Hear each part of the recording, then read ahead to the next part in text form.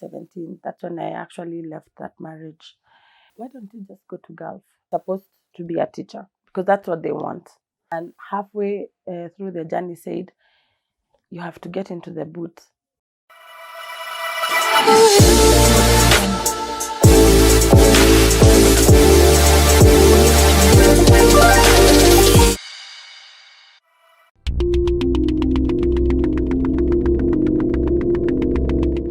My name is Lima Joshua. Joshua is my dad. I'm born and brought up in Nairobi, Ruruta Satellite. But I am Meru by birth, by tribe. But I've lived in Nairobi all of my life. Then I've grown up in a relatively middle class family, a mother, father, and 4 brothers. I'm the firstborn. Now, I went to school, boarding school, primary in Meru, a school called Reverend Kingi. I went to secondary, same place in Meru, cleared, came back, then went to college. In between college, of course, I had my firstborn son, Dwayne Kamau. He's now 21. Then been there, working as in various fields. I have a background in medicine. I have done home nursing based care diploma. Then I have done first aid and Red Cross at the Red Cross, Kenya Red Cross. I have done a course in HDC. HDC is HIV testing and counseling at Kenyatta National Hospital and an ASCOP. I've also trained in holistic child nurturing, which is a diploma course based under the Presbyterian Church, University of East Africa. Then I've also trained in Kairos, which is a mission-based course where you preach the gospel of Christ, among other many small courses, especially in marketing. Why I touched on what I have trained in is probably it will come up in the course of me giving my story, my short story. So I've worked in the corporate field in Kenya, in banking, in banking sector. I did insurance, bank assurance. I have been mostly in the sales field where we finance small business people in acquiring small loans and also retail sales. So apart from that, then I've also done my own businesses, salon, mostly salon and food industry. So just to cut the long story short, I have 3 children. Shadrach is my second born, who is now 14, heading to 15 this November. I mentioned Dwayne Kamau, who is 21, will be turning 22 same November. Their dates are just 10 days apart. Then I have Hadassah, who is 7 now, turning 8 next year, March. So they're my lovely babies. I love them. And I'm a single mom after going through a toxic marriage, which of course we've now put behind. At least we have come out of whatever pains we went through.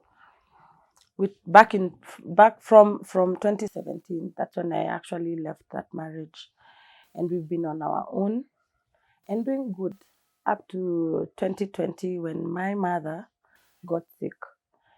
She suffered cancer and died very quickly.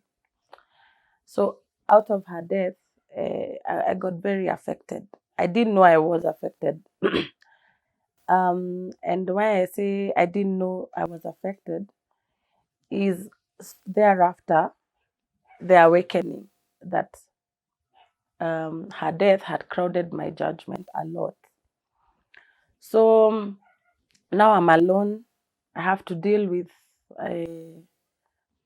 being alone. What I mean by being alone is because she used to support me a lot. My mom used to support me a lot, give me a lot of emotional support, a lot of also financial support. So in the midst of that time, I had started a business, a salon just a few meters away from where I stay, and it was doing good. But now her sickness hit. I had to go to hospital every now and then. Me and my dad were actually alternating, going to see her. And of course, that put a dent onto my business. So I went down. I have rent to pay. Now bills started accumulating. So now being me, and any person would start thinking of the next step, what to do. So somebody gave me an idea of why don't you just go to Gulf? Let me first of all point out that I had long before Kitambo ile when you finish high school, there's a time I had said, me, I can never go to Gulf. I can never go to Gulf. So I think I can never go to Gulf for reasons. Partly because I had and it was that long time. I cleared Form 4 back in 1994. Back in 1998. So that time there were still stories of people going through hell, and the salaries being a bit lower. And because I had made good money, in the course of me working, so I had already said I can't go to Gulf. But of course, this time, come 2020, I had already forgotten that probably I didn't want to go to Gulf. But it seemed very, inviting, like a good choice. So I went and saw this agent in town. I had seen others, and I had tried to weigh the options of me going there. Also research on my going there. The first agent had told me she's taking me to Iraq. And of course, there's some fear equated to Iraq. And I also had heard that there is no embassy. Our embassy is not in Iraq. So somehow I managed to avoid that one. The Iraqi story died. In the process, I got now another. I met a lady in town. It's a lady I met in town. I will not mention her name, but if of course it is required, I can always supply. So I met this lady and she told me, "Oh, stop suffering. I will take you to our agency." So the agency is somewhere opposite Firestone. There's a building there called Meru House. They are no longer there, by the way. So she took me there, and she told me, as we are licensed, and true, they had the licenses on the notice board as you enter the door. We are licensed. We do our connections are legit, and we need a teacher. Oh, this is what I was looking for. And where is this? UAE. Okay, so UAE, not Qatar. I had the option of going to Qatar, which I felt like was much safer. But I remember talking to my auntie, and she said, no, no, no, no, no. Since I would want to connect you to go to Canada much later, UAE is much, much better. So, of course, and I think the openings then were for UAE. So UAE is United Arab Emirates, for those who don't know, and it is the country that has Dubai as one of their cities. So Dubai is like Mombasa, only that it is much developed. It's a tourist attraction. Then the capital city is Abu Dhabi, and that is where I was taken. So the process of preparing for me to go to Abu Dhabi and meet this family was quite fast. And one of the things that made the preparation pretty fast was a video I sent to the agent in Abu Dhabi. You have to send a video to your employer so that they see you. They even have to see your stature. Your stature is like your height, how big you are. That actually is an element they are keen on. So I remember even taking the photos that will be put on the visa page and stuff. They need you to be a little bit slimmer. So there's an outfit which I have here, which is a straight skirt, and you look a bit prim, eh? But funny enough, my visa was photoshopped. So it's my face, but they photoshopped me in a suit. So they didn't give the initial, the one that walisema hii ndio itakuwa kwa visa. So I think I have a copy of my visa because I had taken everything, nikapiga picture. So, but I'm in a black suit. That was not how I took the photo. Anyhow, they accepted me. I have the video of me saying what I do. Okay, initially they said I'm supposed to be a teacher because that's what they want. So since the teaching element, I'm not a teacher by profession, but I'm a teacher through the course I said I had done. The holistic child nurturing has a teaching aspect. It's a parental course that caters on or deals with parenting from 0 to 18, but it has also an element of teaching because you have to teach your children. So that, and also one of the courses that I've done, community AIDS education, there's a lot of teaching in it. So naturally, I knew me anyway, I can teach. So this was an opportunity for me. And they had said one of the requirements is that you have a diploma, you have a O level. O level is the Form 4 year. So yes, the others hawajali sana about them. So the opportunity presented itself like that. And that's how I ended up in UAE. At some point, we even communicated with the sponsor who said, oh, they're looking forward to seeing me. They actually booked for me an Emirates ticket. Me, I went to Dubai, or rather, because that is where I landed in the most exquisite way. But now, when I landed in Dubai, my passage to Abu Dhabi, I went through the boot of a car. The guy who was supposed to come and picked me, and halfway through the journey said, you have to get into the boot. So remember, or for most people who have already been told stories of UAE, or rather Gulf, or maybe they are traveling, there is this fear. There's some sense of fear of you don't want to, you don't want to argue. You just want to accept and do what you're told. So yeah, I got into the boot, and then the suitcase kind of hid me. And remember, I had jet lag, so at some point I slept. And I just said, forget what is going on. Upitisho tu kwa border. Then on the other side, where uambiwe utoke. So that's actually what happened. So there was a snarl up. There were a lot of vehicles that were heading to the border. So, that can snarl up. At some point I sleep, I wake up because I'm imagining somebody will tap the car and get out. But anyway, the process took a pita, and I got myself on the other side. And halfway also towards Abu Dhabi, I was told to get off the boot and come to the front. I was bought some tea and water. Of course, the heat had already started creeping in. It was a hot season, November, really hot. And off we drove to a place called Al Fala, past Abu Dhabi. Before you get to also another place called Alain, it's in between there, in an area called Shamka. So there's an Al Fala area in an area called Shamka, and that's where my agent was, Latifa. So she's not the one who comes to pick you. It's one of another Kenyan lady who apparently acts as her right lady.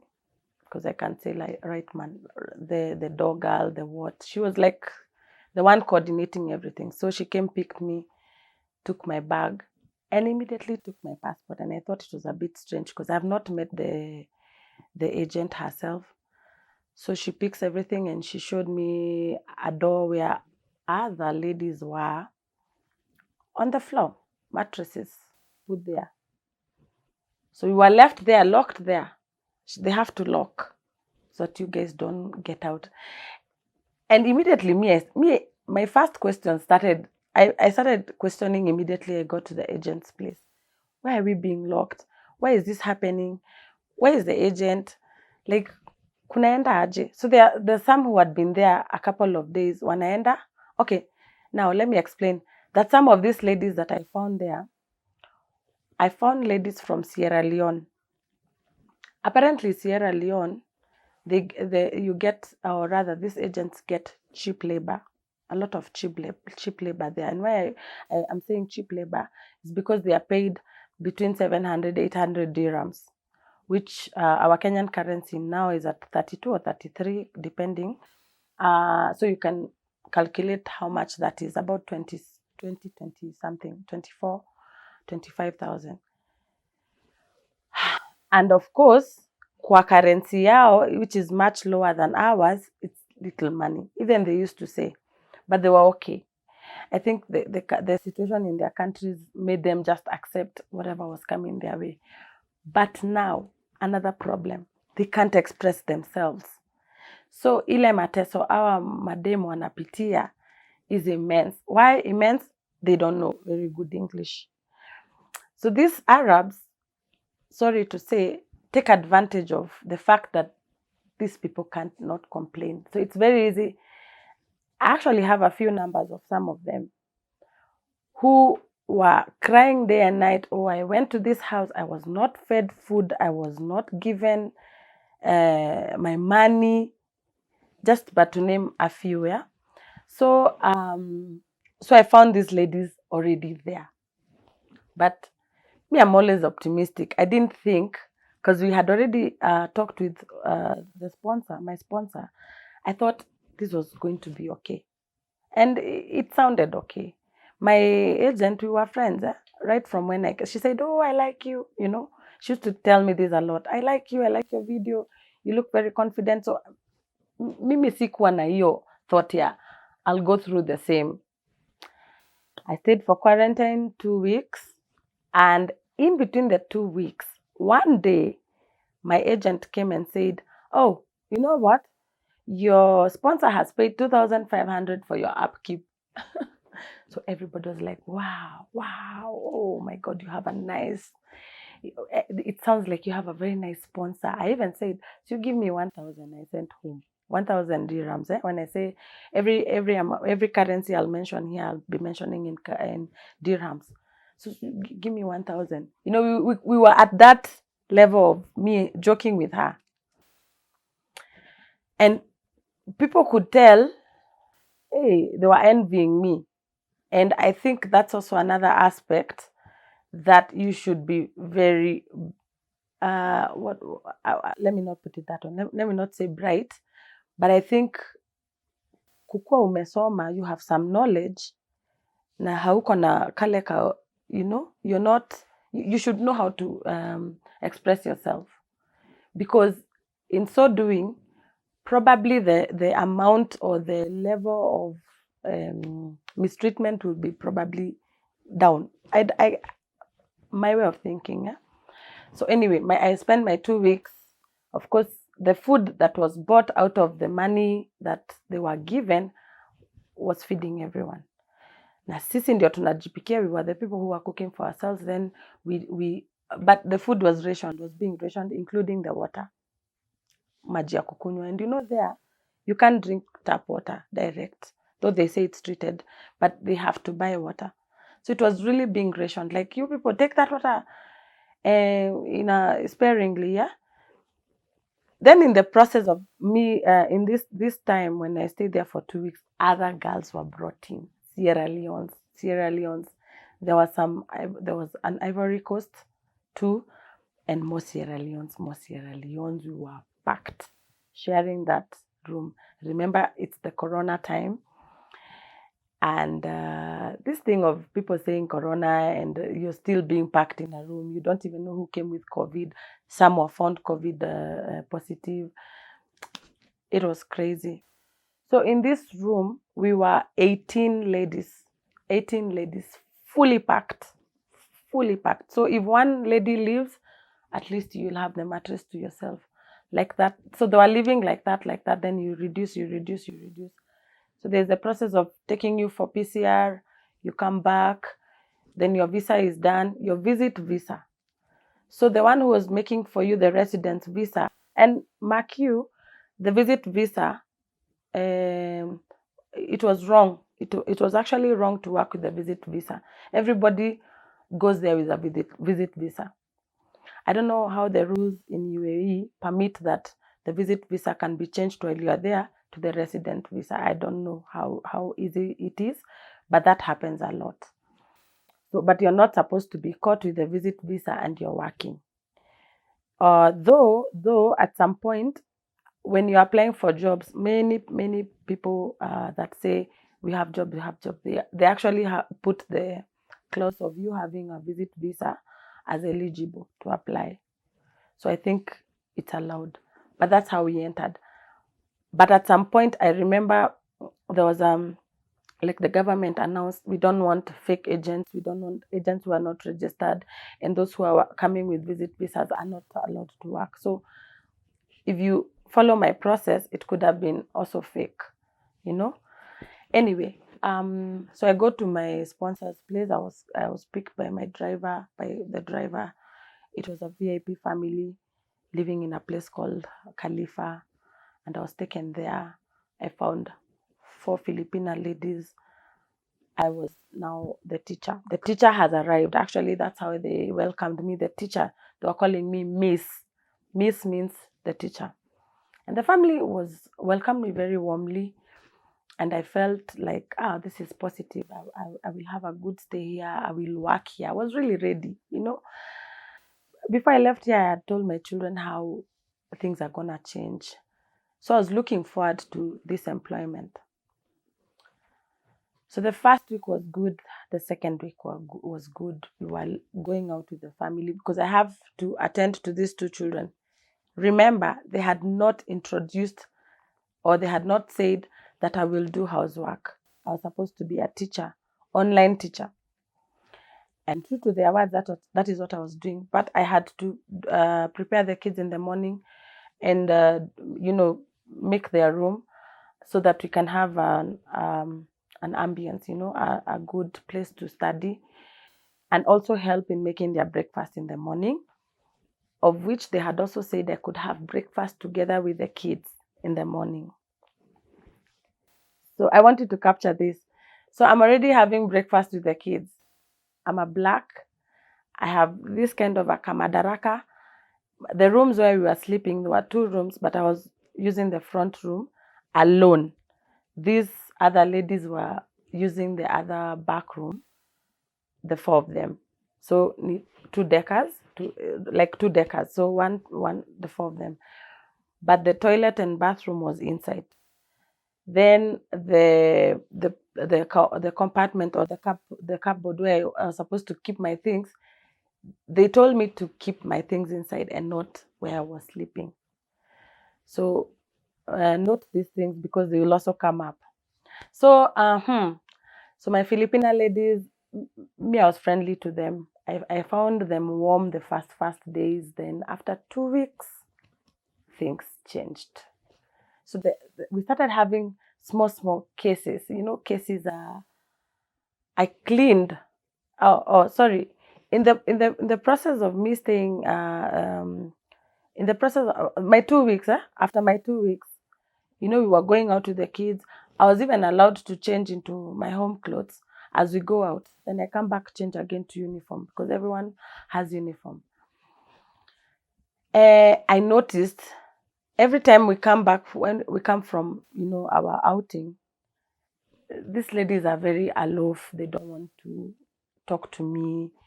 Like, okay, the food is there. Like, they don't want to talk to me. They don't want to associate with me. So I wondered what has suddenly happened.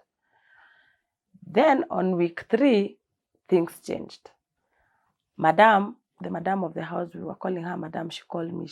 She said now, with, of course, one of her daughters to interpret they don't know English, but I was required actually to talk in English full time so that they can also learn.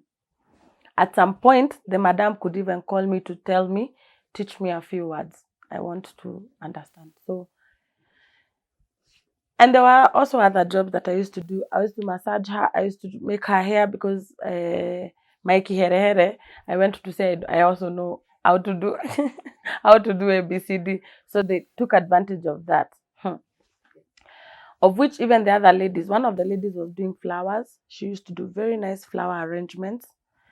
And I remember asking her, do they pay you extra for this? So what I want to say is, for every extra thing, she could do the flower arrangements and also sew with the machine. But she's a maid. But now her, because she had stayed longer, she had like extra, special duties. Her, she was ashone nguo, the kanduras for ladies, and do the flower arrangements for one of the daughters who used to sell. Then there was also one other who used to help another daughter do printing on the t-shirts and what do you call them, the jerseys. But I used to wonder, are they being paid extra? Because this is an extra, and they're doing them so professionally, Like even the dinner arrangement. One of this lady could do a perfect dinner arrangement, the way we did it in home science, like perfectly. The plates, the what, the cutlery, the everything. So now I've come here with my career that I know how to do hair, and my friend, they put me into doing that. And then she also said you have to do housework. After you finish your teaching, you do your timetable. There'll be a time when you take the kids to go play, and you have to play with them. If they are riding, you ride. They are playing football, you play football. There is nothing like you're old here or whatever your age is. So you have to put yourself into whatever is happening. So I started cleaning. And because at some point I felt like this work has become too much, I decided, let me put my all into the work so that the time goes. So remember, I left my kids. Let me note this, that I had left my kids alone. Then I had a maid. Of course, I knew I would pay her, everything would go on smoothly. But at some point, she left. After actually the first 1.5 months, she left. After let me go back again a little bit. After I left my agent's home, I came back, when I came to my sponsor's house, I told them, my kids don't have anything to eat. And because I've already finished a month before now, before coming to their house, so they gave me 500 dirhams. Which of course, because I didn't have an ID, you need to have an ID for you to be able to send money, to do any transaction. You need to have an Emirates ID, which is a resident ID. But this comes after they prepare or they do the visa for you. That's when you get the Emirates ID. So they give me the 500, which of course, the courtesy of the driver, who was a Pakistan, he helped me send the money.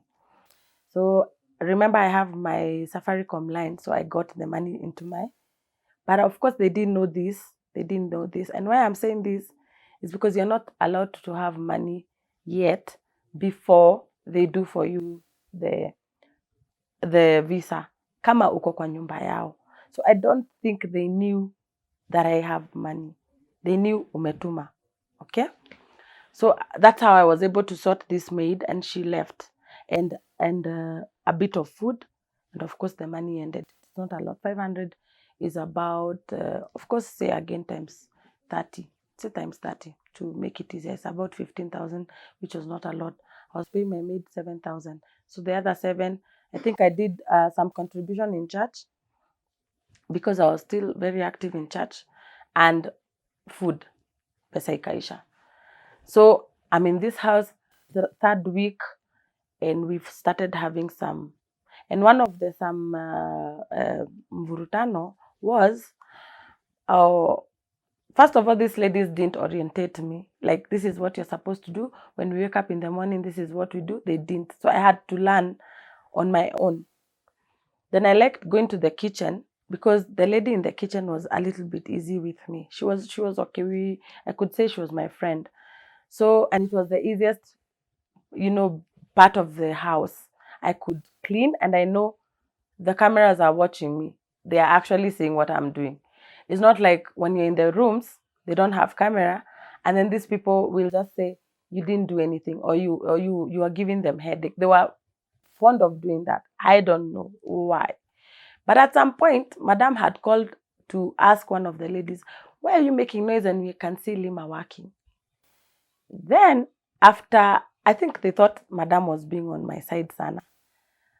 Not to realize that even Madam is also being funny. She's just pretending. Kukuonesha wewe, tunakulike sahi. I think ufanyiwe visa, wakuchukue fully. Because kwa agent, they pay 8,500 for you, to acquire you. And they get your visa, they get your documents, they stay with them. So I think hapa pa kubembelezwa, they have to act nice. Then thereafter is when now wanatoa kucha na kila kitu.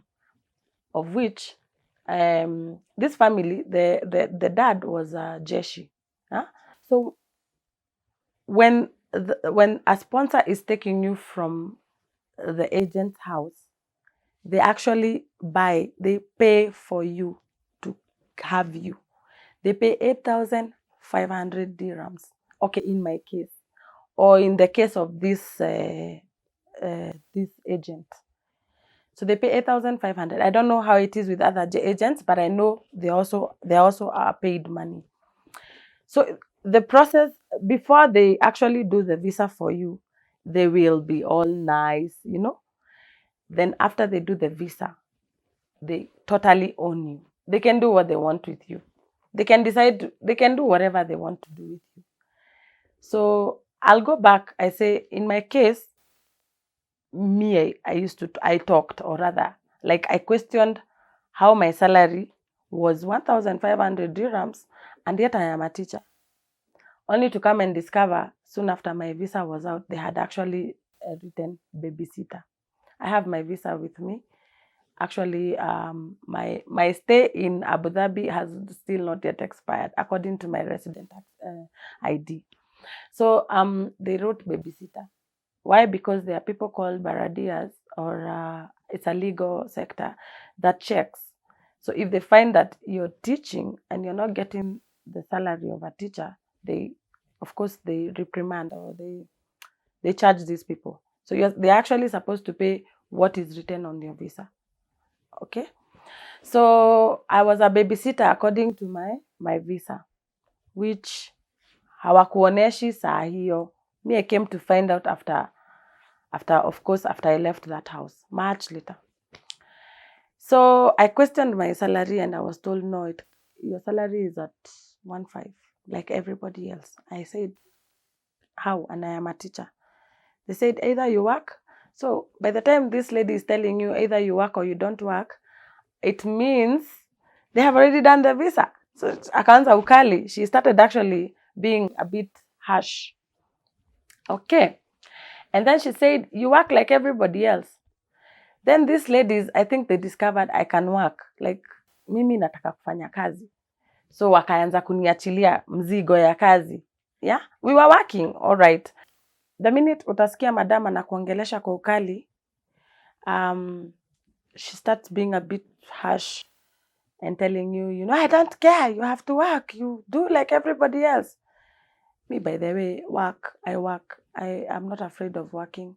So if you complain of your salary, she said, yeah, you'll be paid exactly what everybody else is earning.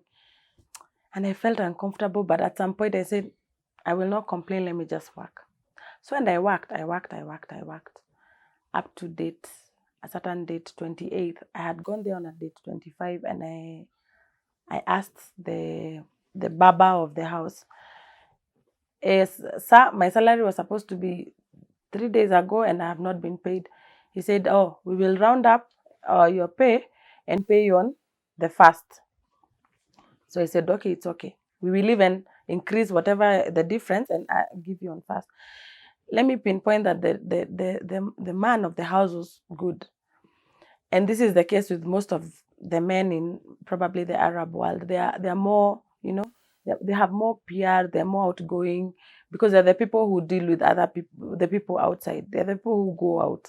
Hao wengine wanabaki kwa nyumba. So hii maneno ya how to relate with other people iko a bit chini.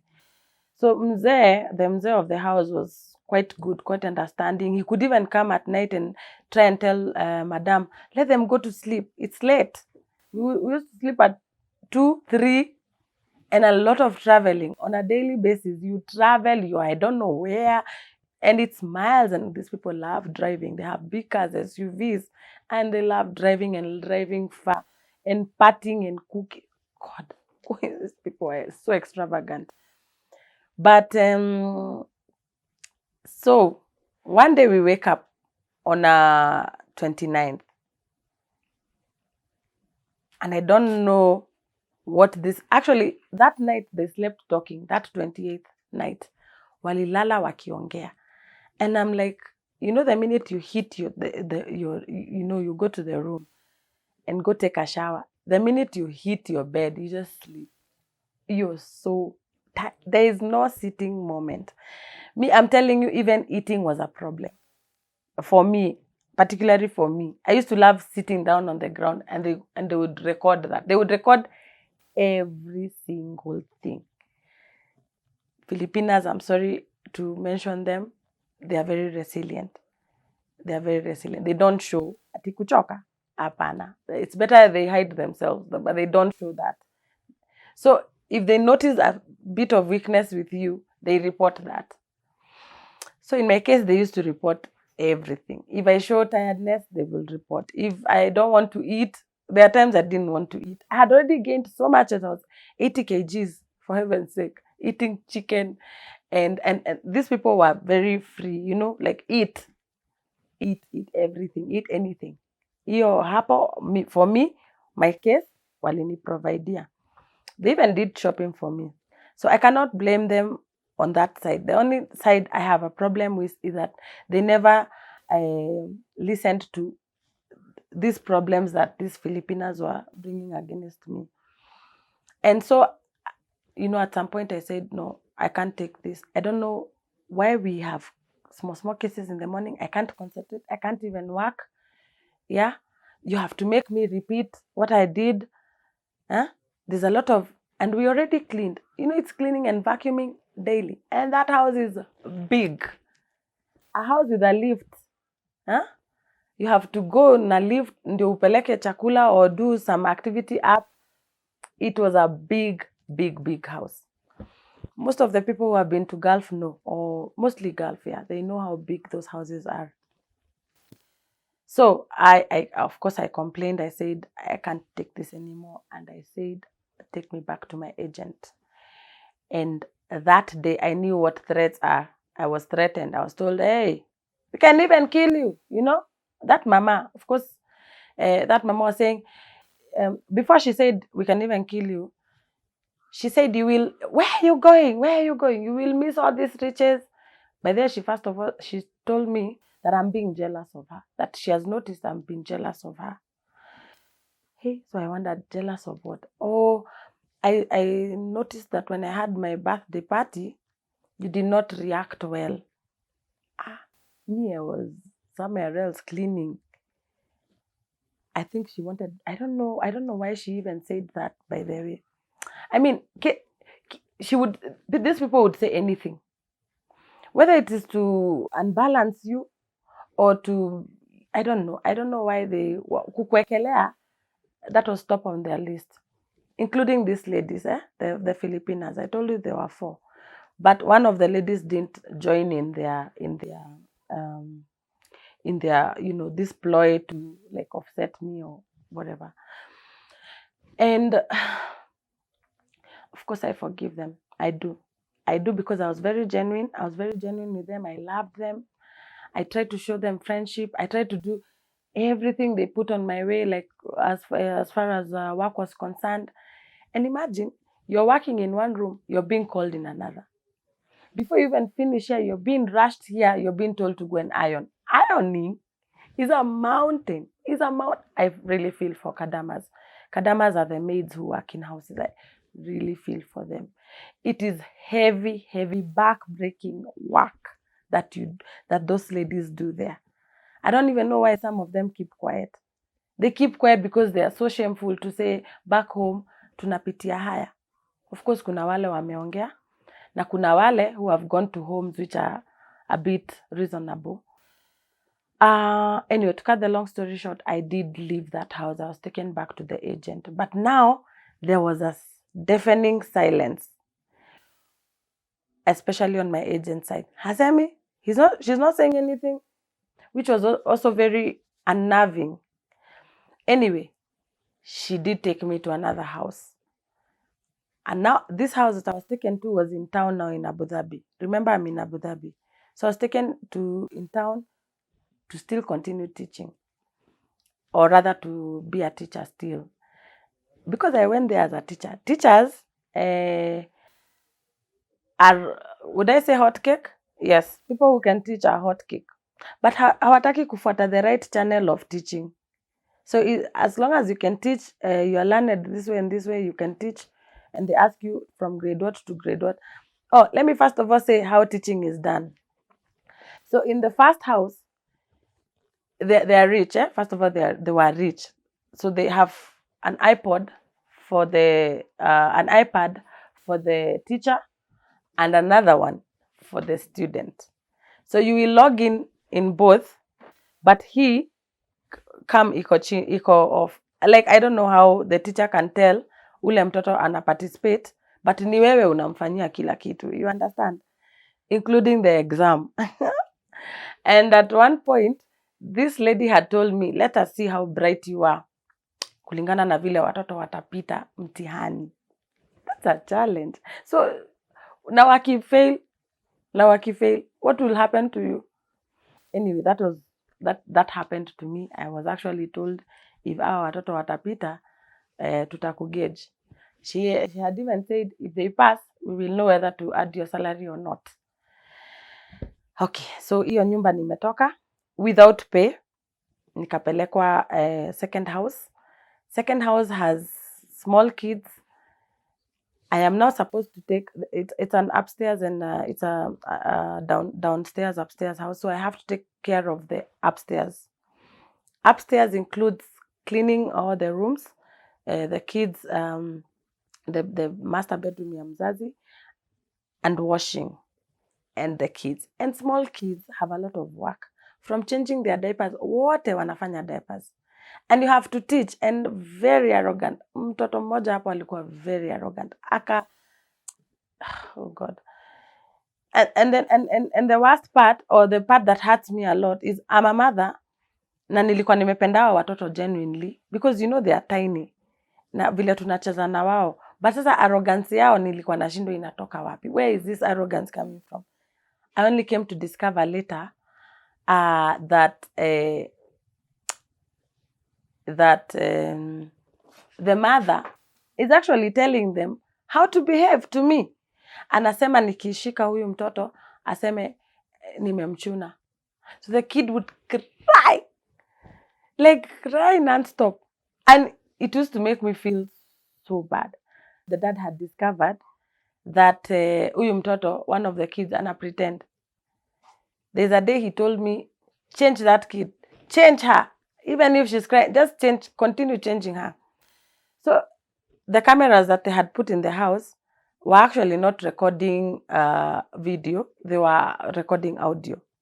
So after every small cry, she calls, what is happening? And she's quarreling. And she's also expectant. So she didn't like me at all. No matter, oh mama, I used to call her mama, but no matter what I did to those kids, no matter how much I sacrificed my time, no matter how humbled I was, this lady didn't like me at all. Whether ilikuwa hormones zake or what. And then in this house now, there's a difference between the Arabs who live in town. The Arabs who live in town are more of hustlers. So they'll ration even food. So now, huku nimepungua kiasi. It's not the same way as the other house. There's rationing and you have to eat whatever they remain. After they finish eating, is when you eat. Okay, let me say, like, in all the houses, that's what happens. You eat after they finish eating. So mabaki yenye hawajaguza, whatever food they remain that they have not touched is what you eat. In the case of the first house, they had an option where they would cook their own food, the Filipino food. So I also ate some of their foods, and of course what remains. In this other house, you eat exactly what remains. There is no like cooking your food. Then we were two, an Ethiopian lady and me. The third house that I worked in was the house belonging to the mother of this other house, of which they go there every afternoon. In the morning, after the kids have finished schooling or their online classes, then you finished all your work. In the afternoon, you dress up the kids again, you travel to a place, to the Shamka place I was telling you, to go work now in the mother's house. And we used to come back at around 2, 3, same time. So 2, 3, you are tired. You have to carry the kids to bed, put them to bed. Put them to bed is, the mother says, put for them cartoon so that they fall asleep, and they don't want to fall asleep. And you have to sit until they fall asleep, which is up to about 4. It's crazy. I'm telling you, for every person who's been there and has dealt with kids, they'll tell you that's the case. And or you have been in an Arab home. There's a lot of traveling, movement on a daily basis, carrying, packing, and a lot of sitting up. You know, when you need to be asleep, you are sitting and singing. You're doing very stupid things. Of course, you have to do them when you have kids with you. And this lady will just go and sleep. She has no time for the kids, and she's waiting to have another baby anyway. Most of the work is done by the Kadama. That's what I wanted to say. So eventually, now we had an altercation with this lady, and I don't think it was beautiful, because I noticed the first lady is calling her. They are talking. And she learned that my visa had actually ilikuwa ishatoka. But I was already done with this house. I was already done. So I didn't even tell her. I had now started formulating a plan to go and tell the embassy, to go now and report what I've seen happening. Okay? So, si wanaongea. At one point, she told me, bring your suitcase.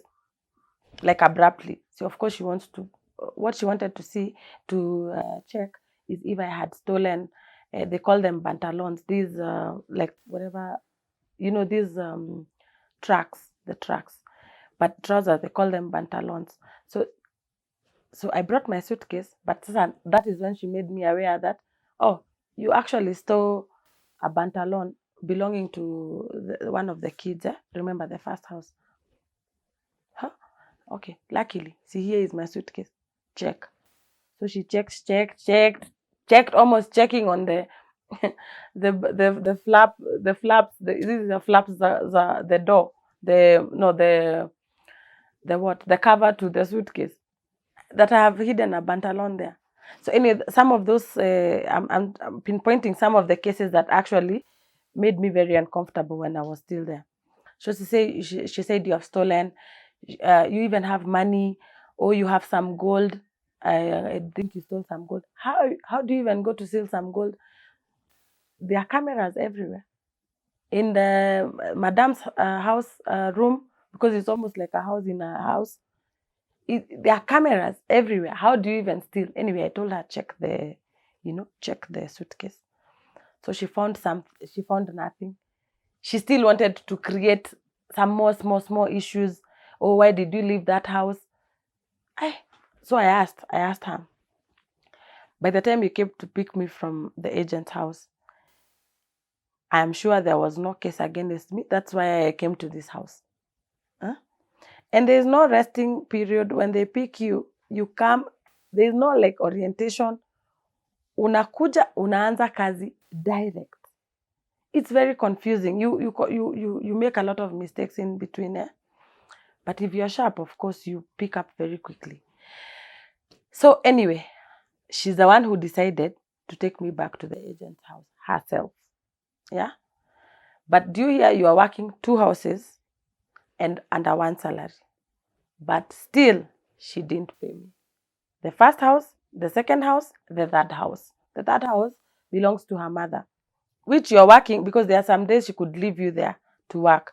So you know you are working 2 houses, but you don't know you are under which boss, because that one can command you, tell you anything, give you rules, give you her own uniform. This one can also command you, give you her own uniform and her own set of everything.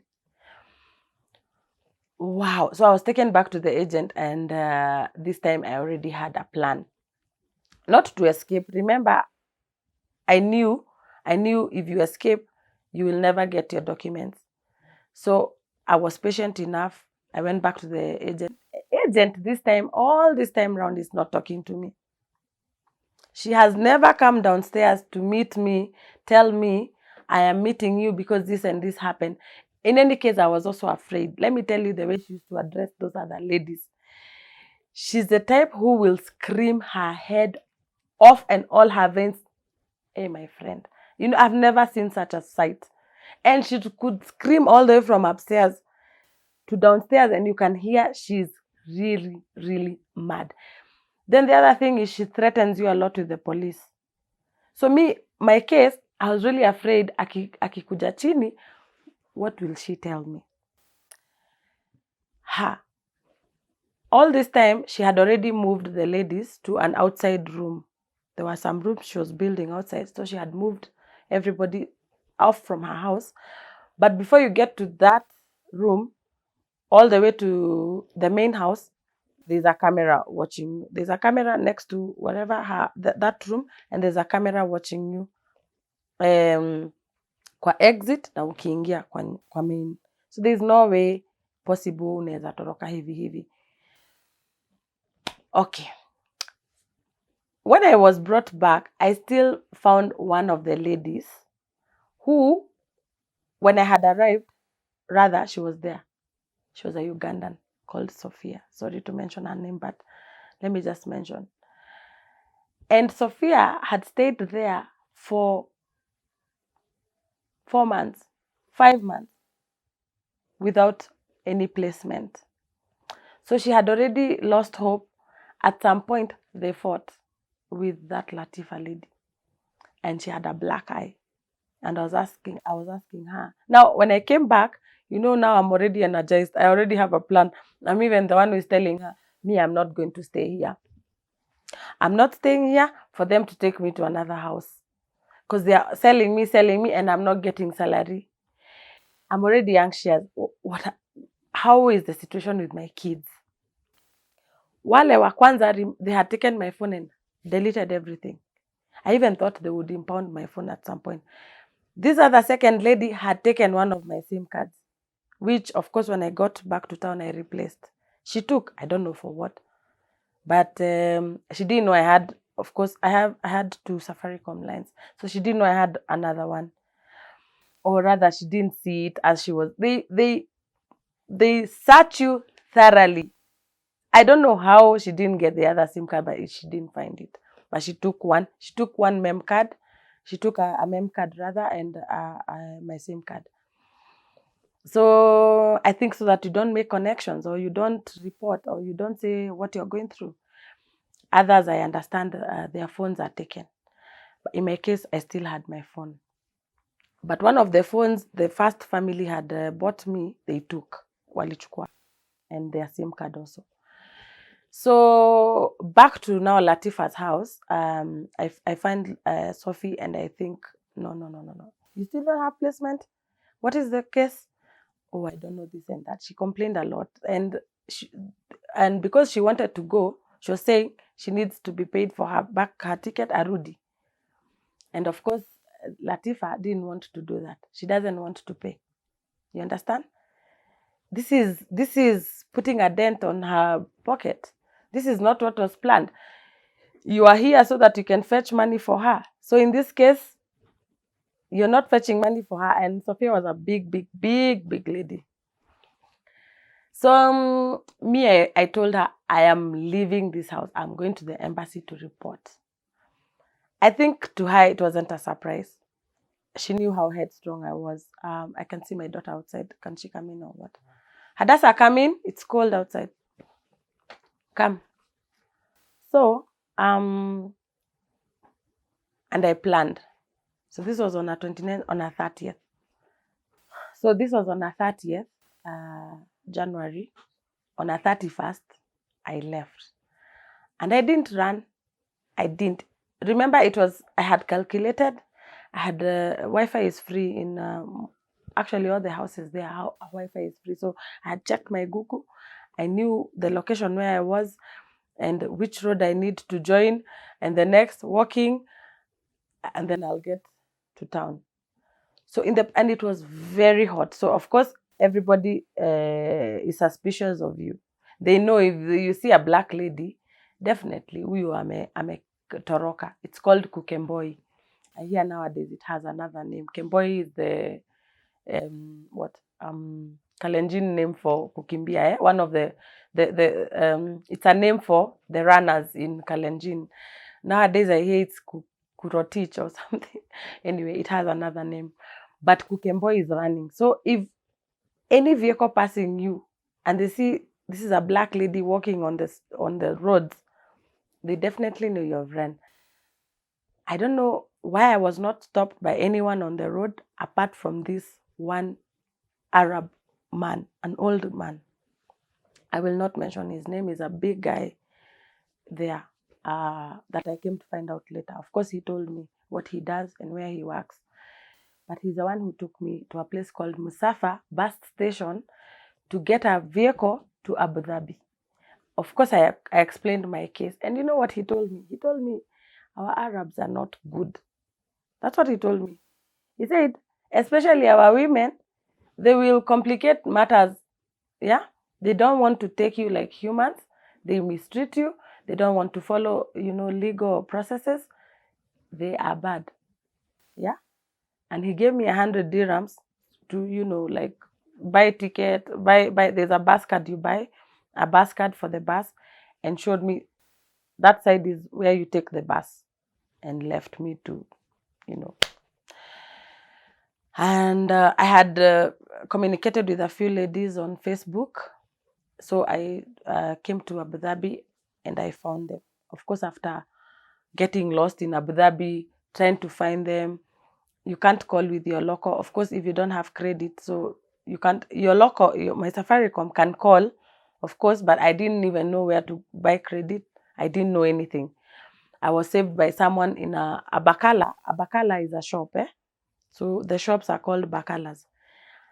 Ndio alinipatia simu so that I can call the ladies, and I was able to locate them that way. So now I'm in Abu Dhabi on my own. These ladies gave me 2 nights to, share a bed in their room. And I was able to locate the Kenyan embassy, and I went to the Kenyan embassy and reported my case. So I reported, and they tried to establish if there was a case. How they establish if there was a case is if you ran from the house where you are employed. So the first employer said no. I was taken to back to the agent. So remember, the second employer that one is not mentioned anywhere. Why? Because it's not legal. I was taken there. They didn't have documents. Hawakunitengenezea anything. So that one cannot be mentioned.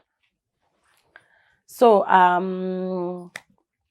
they were able to ask for my documents. That is, the documents is the passport, and my passport was brought. But after, they have cancelled my visa. Okay? That is what the guy said, my employer said. They said, I will only have to cancel her visa, then I will bring her passport, which they did. At some point, they had wanted to put a case against me. Of course, the embassy really mediated. Okay, in my case, let me just say it went smoothly on the embassy side. They did, and because I didn't have a case. So I got my passport, of course, in February. And now the embassy just told me, okay, when I was reporting my case and I mentioned my agent, they said, Latifa is a human trafficker. This is what Abdi in the embassy said the first day. And yeah, mbona mnakuja kwa huyu madam? Why are you coming to this madam all the time? And of course, nobody knows. You're just connected. You come and, you know. So I got my documents and I was out in Abu Dhabi now on my own. What the embassy guy said is, he said, you look sharp enough, you can actually find a job. Yeah. So get your passport. Normally we get a hold of the passports, but since you look sharp enough, get your passport. Kanyanga, just keep your passport safe. I come to Abu Dhabi now to survive. I want to point out two things, and there are people who have been in Gulf or out of the country longer than others. There are people who went there before Corona, and there are those who came during the Corona time and after Corona. And why I want to pinpoint this is because in my case, there were no jobs. There were no jobs. Unless you do academic job, there really were no jobs. Just one or two cases got genuine jobs, like probably in the hotel or others in the schools, and it's probably cleaning jobs. The other jobs were more of kadama. If you get a cleaning job, which I actually landed, I worked with a company called Tafawak. I was lucky, but I was lucky because I had to go through a go-between. The go-betweens in, especially in UAE, are Indians. Indians are the go-betweens. That is between the Arab, the sponsor, the person who is employing, or the company that is employing, and you, the Indians. So let me point out, there's a lot of cheap labor available in terms of payment. Yeah? So, and the cheap labor, mostly you get it from the Nepalese, the Indonesians, although Nepalese, kwa Asia, they are a bit more, you know, wako advanced kwa masomo kiasi. So we have the Indians, we have the Pakistanis, we have the, of course, the Filipinas, who are now the superior of the Asians, because they're already there. They are superior, but of course not like the Indians. Kuna Indians superior, and they are Filipinas superior. So you have these two people who actually have a controlling power, because there are most jobs that you apply, kumbe iko na wa Filipina, you know, ndio wana kuconnect. And Filipinas only want to give they want to give their Filipinas, or actually most of the jobs you apply. I still have the emails, by the way. I have the emails. I have the apps, Indeed, and another one called Mojon. You apply, and then they tell you, we want Filipina. Or they tell you, we want Indonesia. It was very frustrating. Me, I used to apply jobs and follow up. So anyway, I got a job at Tafawak doing a cleaning job in a residential, like a gym. It's a spa. But 4 months, let me say 6 months into the job, of course, after a lot of kuachishwa, you know, stops, breaks, and salaries were being paid after, he said 45 days, but they pay you after 50, 52 days. So at some point you have to complain so that akupatie pesa ya rent ya huko, you know, where you're sleeping. So akupatie yo, the balance atakupatia later. And, you know, I want to kanusha the fact that the people who are saying that kuna jobs, washike, even those who get the jobs. You must have an Emirates ID. Yeah? Emirates ID, you even sell. Like me, I was supposed to give someone, of which, let me just say, maybe time didn't nifanya niweze kumfikia, nimpatie. I would have given her so that apate job nayo. They also see us like the way we see, you know, you see the way you see Asians unaona ni kama wanafanana wote. That's the way they see us also. So it's very hard for you to tell, oh, this is you when you are younger or whatever. So you can actually pass na ID mtu. The only bit unaweza shikwa ni if uta have kuitishwa prints. But most jobs, huko pia kuna mabrokers. Watakwambia kuja kazi. Uko na Emirates ID, uende upate kazi. So there is that bit ya wale wako na Emirates ID. Kuna bit ingine ya wale wali Kemboi. Kemboi, I told you, they are the runners, the ones who ran away from their bosses' houses because of now the very more harsher conditions than I actually went through. They Kemboid, they have no documents. Now, I have actually a few ladies who have been Kemboi cases, got a job as kadamas, they were never paid. So there is that other aspect of you not having documents. You get a job, hizo za kadama, and you not get paid. Hizi zingine za you will enter a building, because most of the cleaning jobs are in malls, hospitals, schools, you know, those institutions.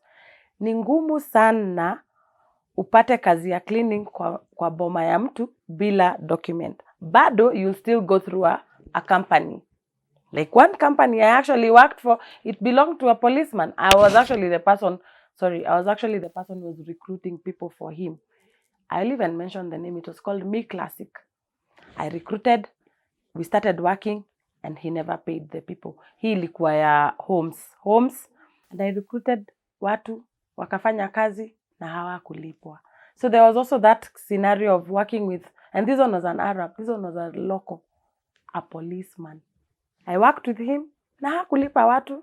Why? I don't know. You try to reach them on phone, you know, they will also intimidate you, because you could be having an ID which is valid, but you still have a cancelled visa. So he can intimidate you, anaweza taka kukushika, akwambie, I'm going to deport you or put you in. Hata deportations nowadays are not happening like quite often. Zinafanyika kwa maybe the people who really, really want to go home. But we've had some massive deportations because of maybe some issues some of the African tribes have done there. So anyway, and then we have another group of people who now don't have documents. They're not even getting those kadama jobs, especially the men. They have like hawana mbele wala nyuma. They don't know where to look. They don't know what to do. At least the ladies had options. There are those who could cook. At some point, me, I did hair. Most ladies there or could do bars or could be employed in the bars. They were called pimas. The pimas is the clubs, but clubs are in the houses. We have good clubs, the ones that are licensed, and then we have the bad clubs. The bad clubs now ni za Waafrika, wale wengi ni Waafrika wamefungua, and all sorts of dirty work goes on there. Prostitution is key, and at some point you will be forced to do it. You know, it's really it's, you know, because no one will help you. No one will tell you, come, I give you 2 nights of sleep or 1 week ulale hapa. No, they only come up after you complain or you say, oh, ninakula shida. That's when utapata watu wanasema wanataka kukusaidia. But there are few, like 1, 2. And because life is expensive there. So the Pimas, they are solace places for most people. Anataka kukunywa so that alale, you know, asahau food, asahau shida zake for the moment. Apate pia ideas. In the Pimas there, you could get ideas, a lot of ideas.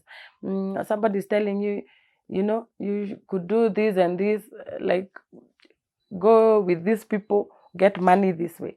There are those who are also selling drugs in the process, you see. So it is very demeaning. And I got to that point, I thought, this is not what I came to do in UAE. My eyes opened. I think the veil in my eyes opened at that point. I thought, oh my God, this is not what I have come to do here. I really cried to God. I told God, just get me out of this place. In the process of that time, of course, the job at Tafa work stopped. Now I'm out in the streets. Surviving out in the streets is crazy. Really, really crazy. I have pinpointed that you have no choice. You have to do what everybody else is doing to make it. Yeah. The men there have resorted to stealing. Yeah. Stealing, I don't know, cutting metal and selling them to Pakistanis are the now like the let me not mention the tribe, but the people who really hustle here in Kenya, you probably know them. The people who do all sorts of business, they are Pakistani. And Pakistanis, anything you take to them, watakuuzia tu, watachukua wauze huko. So this is what the men are doing. The ladies are struggling between prostituting, trying to cook food. And unajua food yenye unapika, you must cook along the lines of the many nationalities that are there. The Nigerians eat their own food. The Cameroons sometimes will want to eat a bit of Nigerian, but they also want to eat their own food. The Kenyans wanataka kukula chakula yao. Like that, like that. The Indians want to eat their own foods. I mean, there is a lot of hapakule. Hapakule is very odd, crazy jobs that you end up doing to make an extra money. One other way that I survived is doing something called picking. Picking is not the pickpocket. It's actually because I had an ID, an Emirates ID, you pick money for Nigerians. Nigerians, or let me say a group of people that used to do Yahoo. There's something called Yahoo Boys. So Yahoo Boys is a lot of online dating. So they date, they manage to get money from whoever they have engaged. So the money is sent to a person who has an Emirates ID. Because them, walifanya makosa zao, they did some fishy things and cannot be able to enter into any legal system. So now I pick money for them. I had a bank account also, and I also could be able to pick from the forex, from the exchanges. So that's how I used to make the extra back, which was good at some point, to some point. And then even Yahoo, I think after Corona, like so many things changed. So even Yahoo went down. So since November last year, it was also a turning point for me. It was a turning point for me in terms of me realizing that I have already stooped so low. I have already lost my dignity. And I think I was just, grabbing at straws. And when you're grabbing at straws, you're actually thinking you are nowhere anymore. You are at your worst. And I also felt very tired in my mind, in my body. The heat there also cannot let you keep on. The energy, you're sapped completely. So at some point, my landlord really frustrated me, and I just had to speak because my kids were not getting anything. I can't be able to pay rent and be able to feed my kids and just keep up. Let me mention that there are people also who live being supported by other people, especially the ladies. They have to get men to support them. They are not genuine relationships. Yeah, you're being used, in short. So that also is very rife there. Rife is like it's something that is happening. So I think I mentioned that the street life. If I say the street life, it's everything that I mentioned: the clubs, the drugs, the prostitution, all that. There is the fact that you're depending on the men. Is that prostitution still, or it's also another form of surviving, although there are those who don't want to put it that way. They think it's boyfriend, girlfriend. For me, that was fake. For me, it just never would have worked. It would have really, really demeaned you even more. Or it was still demeaning you even more. And besides, I needed to concentrate, concentrate on me getting back home. Because I had known at some point I want to go back home. How? I don't know.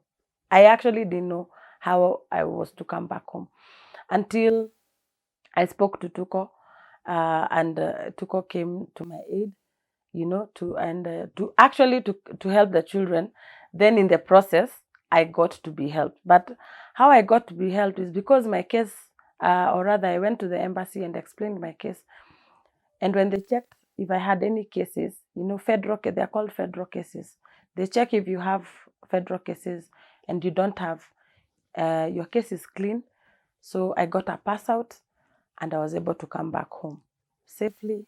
I actually didn't come through the deportation because I came with my luggage. I came normal with Ethiopian Airlines. It was well, and I landed home. I found my children. So I came back and I had a follow-up, through Tuko. They followed up to find if I have come back home. Nelson still also has been keeping up calling me. So I came and I joined an organization that deals with human trafficking. It's called RAT Kenya.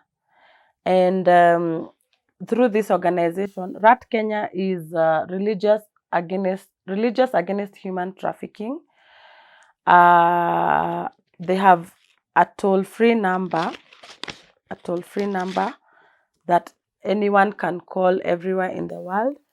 It is 0800 721 361. Anyone who is going through hardships, you are taken to whatever country by an agent, and you actually found that the terms of engagement were not as per the agreement, you can call that number and they can come through for you in terms of bringing you back home and also assisting you on how to go forward when you come back home. They're assisting literally everyone, but this one is now here in Kenya, of course, in conjunction with the Catholic Church and other institutions. So I have joined them. Of course, we are waiting for the election period to be over so that we can continue. They are also offering counseling and other support, through the support system. So nothing much has been going on. I have a friend, two people have really stood with me in terms of supporting me, in terms of also assisting me to open a small business that I have just a few meters away. It's still not easy because we still have to fend for ourselves, somebody, or they have done their part, but the other part I still have to push on my own. So there's still the schooling, there's still the rent, there's still my son actually, I'm actually talking of my firstborn son. He was supposed to go to college, but he hasn't joined yet. Somebody was supposed to stand with us, but she said, or rather, she's not able to help at the moment. I don't know until when. I still, as a result, my son has, as vibrant as he was now, he has kind of receded to himself. I think he also was expecting that he would go to school soon. Of course, we are appealing, or I'm appealing on his behalf. He's not here, he's gone out a little bit. On his behalf, that he can get assisted. I have his papers of the school that we have already found. It's called ADMI for photography and camera. Anyone who would wish to help, I believe the details can be posted to you or can be put on the screen. So we still have rent, we still have But so far, let me just say that I am doing something. I am doing a small eatery, which I pray with your support, I can be able to stand and help these children. Apart from all that, I am very, very grateful to everyone who has supported me, stood with me, your prayers, both positively and even those who have been negative. I am here. I have gone back to church. I'm very active in church. And even my church came back to welcome me. I fellowship with the Presbyterian Church. And I am happy and relieved to be back home. Thank you very much.